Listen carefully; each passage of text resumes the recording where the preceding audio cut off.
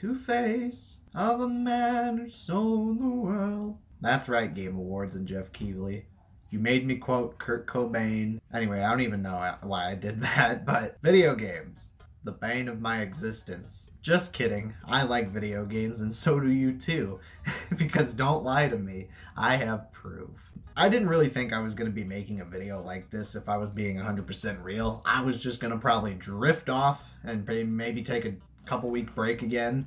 But I definitely saw the nominees for the Game Awards, so I figured, why not shall we vote for some games that actually deserve a damn award and not the ones that apparently are going to win. We need to think smart. We need to think strategically here.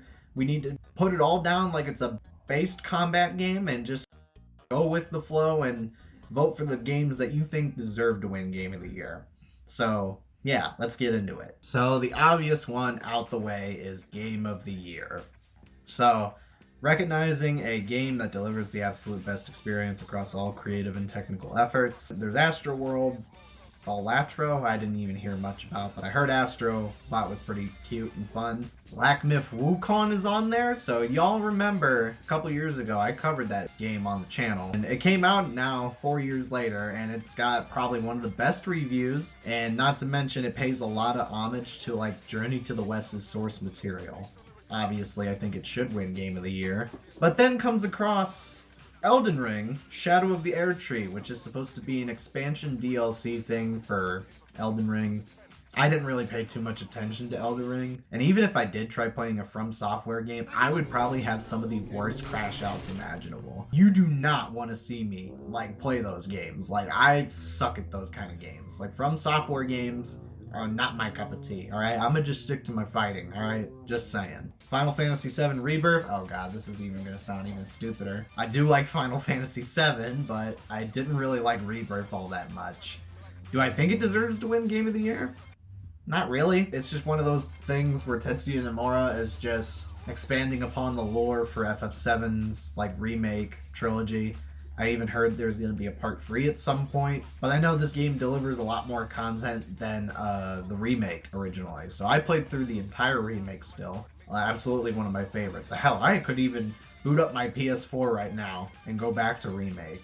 So I think I know the obvious choice. blackmythwukong, obviously, so we're moving on to the next segment. Best Game Direction. Awarded for Outstanding Creative Division and Innovation for Game Direction and Design. Astrobot, Balatro. Oh, man. Well, I know a lot of the From Software fans are going to be mad as hell as me for picking over blackmythwukong, but come on. Like, this game was also heavily inspired by from the Dark Souls games, obviously. And it's still challenging and pretty difficult. I could definitely see blackmythwukong getting expansion DLC in the near future. I think the story that they did for this game was amazing. And it takes place, like, right after the end of Journey to the West, which is basically Sun Wukong's journey after Buddhism. So, yeah, I feel like this should obviously win Best Game Direction. Best Narrative. For outstanding storytelling and narrative development in the game. Obviously, I don't know why blackmythwukong's not in this. Oh man, Silent Hill 2 Remake, I forgot what even came out this year. Like, y'all know me perfectly, bro. Like, I haven't been keeping track of games for the last, like, 6 to 7 months. And I only pay attention to at least, like, games that have come out, like, a year or two from now. But obviously, I think I'm just going to vote for Silent Hill 2 because it's just a remake of the so-called original game that we're all aware of, but modified pretty much. Best Art Direction for outstanding creative and or technical achievement in artistic design and animation. Astrobot, blackmythwukong, Elden Ring, Metaphor, and Neva. Obviously, I don't know what Neva is. I couldn't even care less about that. Elden Ring, Shadow of the Erdtree. I mean, it's still got a really nice aesthetic. Again, I'm not going to give it to blackmythwukong. I obviously think Elden Ring deserves the art direction because I think they show a lot more in particular. So I just broke my code completely. So I'm going to just give them the best art direction. Best Score in Music.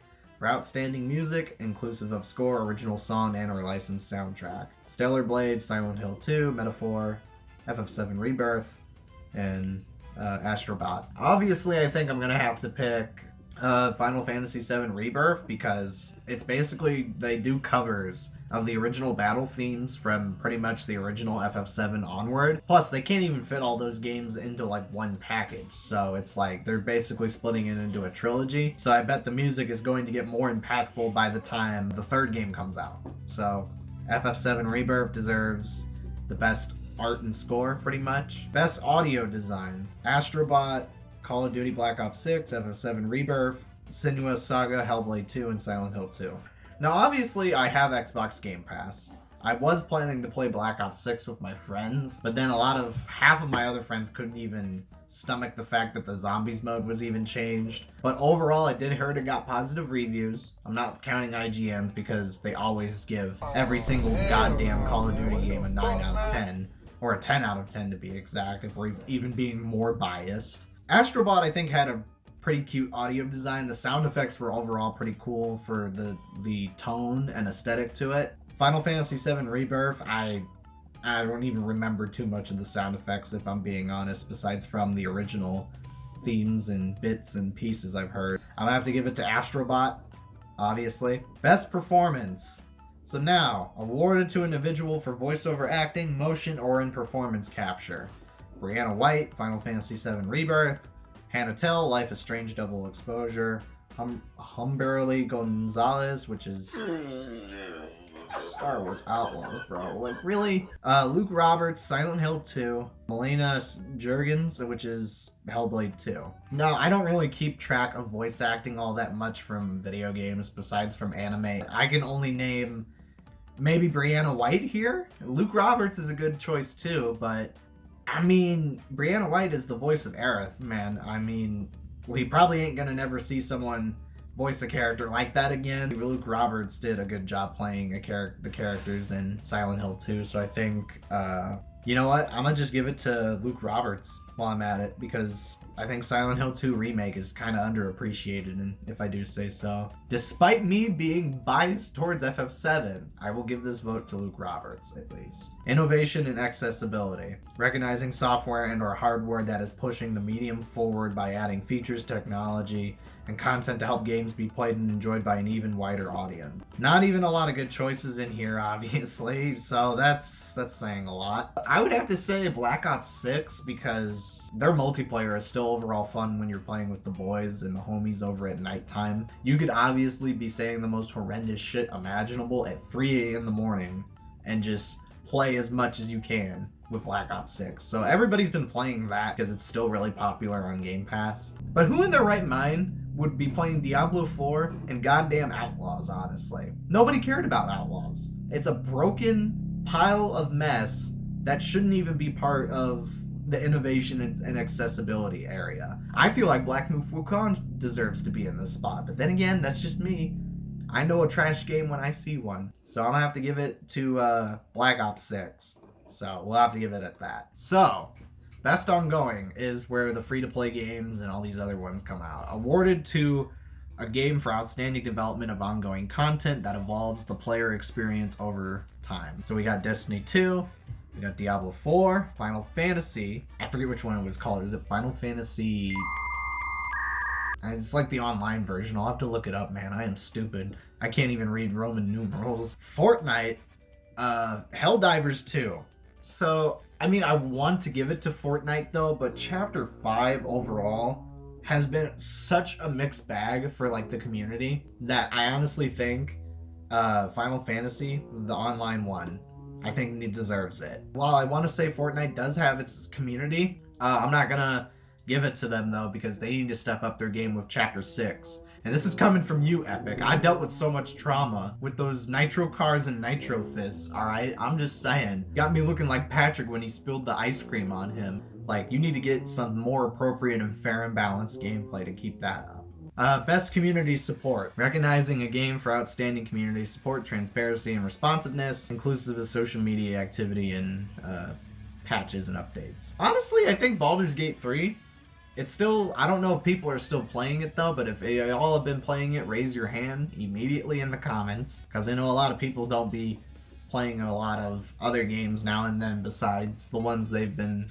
predictamentally putting more time into. Fortnite, however, I still think the community support is ridiculous, honestly. It's like, you got competitors, you got the casuals, you got the pro players. It's like, it's too much. Like, there's too much community support going on that is like all over the place in Fortnite, and they're never satisfied, obviously. Never. So I'm gonna just give it to Baldur's Gate 3 while I'm at it. Best mobile game. Best game playable on a mobile device. AFK Journey, Balatro, Pokemon Trading Card Game Pocket. Now, I know that the recent Pokemon game, that I've been playing that a lot, though. Let's be honest, man. I was no good at the Pokemon card game physically when I owned cards back in the day. Playing this, honestly, has been preoccupying my time more than social media, in my opinion. I have at least about 250 cards collected now at this point, bro. It's addicting. I can't even believe it. Matter of fact, you don't even have to spend money to get cards, though. You can just open them as much as you can. So it's like you get time hours, like depending on what hour it is.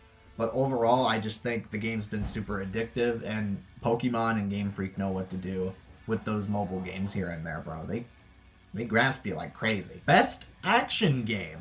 For the best game in the action genre focused primarily on combat. So honestly, I think there's a lot of good choices in this one too, because I would just say blackmythwukong's gameplay can be very challenging, but if you're not used to like Souls-like or From Software kind of games, but if you're used to like God of War particularly, then you're gonna probably get used to it overall. But it's basically like a blend in between. There's a bit of challenge and difficulty between it. Black Ops 6, you got a lot of people who just sit there and just snipe people even when you move the slightest inch off of the ground. So, no, I'm not giving that an award. Helldivers 2, basically just blowing up aliens, centipedes, pretty much. Warhammer Space Marine 2, I feel like deserves best action. It feels very Xbox 360 era-like, in my opinion, because my friends who recently have been playing Space Marine 2, I need to play this one day, because the multiplayer is very Gears of War-like, and the customization and everything, like, oh my god, just take me back to an era where video games were actually decently fun, alright? Just saying. Best action and adventure. Astrobot, Prince of Persia, The Lost Crown, Silent Hill 2, Star Wars Outlaws. I'm surprised action adventure didn't really suggest other ones in there as much. I think Silent Hill 2 Remake, while it is a remake of the original second game, I didn't really pay too much attention to that. I was more of a Resident Evil guy, if I'm being honest, because I love me zombie, mutated monsters, my big beefy man just punching boulders and suplexing zombies. Like, come on, that seems like a little bit more up my alley. Astrobot, I feel like deserves a little bit of action adventure because it's simple and it's fun. So I feel like the aesthetic alone and everything they did with that was pretty cute action and adventure-wise. And the little references and Easter eggs they add for their PlayStation mascots back in the day was actually pretty good too. Best RPG. So for the best design and with rich player character customization and progression, including massively multiplayer experiences. Dragon's Dogma 2, Elden Ring, Final Fantasy, Like a Dragon, and Metaphor. I kind of want to say Elden Ring because, I mean, it's still an RPG regardless, because you're still walking around, upgrading left and right, fighting enemies that are like 20 times stronger than you. Final Fantasy VII Rebirth is just more about pacing and walking around and just doing whatever you need to do, side quests and like all that. Let's just say I'm gonna just give it to Elden Ring, Shadow of the Erdtree. They still did pretty good with this. Best, oh my goodness, okay. This is a big one. Best fighting game. For the best game design primarily around head-to-head combat. So we got Dragon Ball Sparking Zero, Grand Blue Fantasy vs. Rising, Marvel vs. Capcom Fighting Collection, Multiverses, and Tekken 8. I know that Dragon Ball Sparking Zero is gonna win, obviously, for nostalgia purposes. Even for my bias, I gotta give it to Marvel vs. Capcom. I waited nearly 7 or 8 years, like after all the purgatory and bullshit that I had to go through as a Capcom fan, I feel like they deserve Fighting Game of the Year, because we don't want to deal with another one of these. Oh my god, no way. I would love to talk to the person that said this. Peter Roses, look at me dead in the eyes and tell me to the last superhero you saw walking around in blue and yellow spandex. Just Despite my major crash out right there, Sparking Zero is obviously going to win. Multiversus I don't think has a chance because I don't even see anybody playing that nowadays. Tekken 8 would be really cool, but oh, it's so tough. I can't even choose. Oh man. I don't even know what Grand Blue Fantasy Versus is, so I'm gonna give it to Marvel vs. Capcom Fighting Collection. After everything I went through, after all the craziness of now dealing with no Crapcom era, like I was just mentally tapped out, bro. I like the thing that I already loved, like I had to accept that it was gone. Like I never was gonna come back, and then years later it did. So, yeah.